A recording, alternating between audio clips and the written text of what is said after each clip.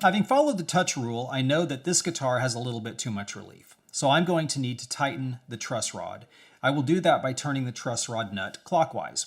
I have my correct 5/16 wrench for the Gibson truss rod nut. And I'm going to go ahead and put the wrench seated solidly on the nut. You want to really make sure that you have your wrench down on the nut fully so you don't strip it.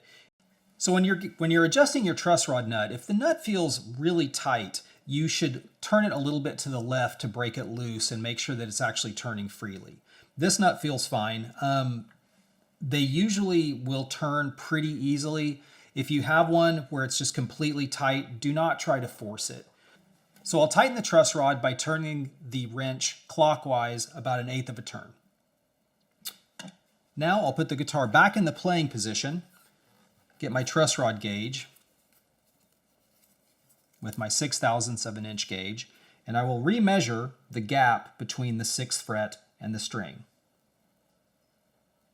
And now the gauge just touches the string and the fret, so I know I have the proper amount of relief in this neck.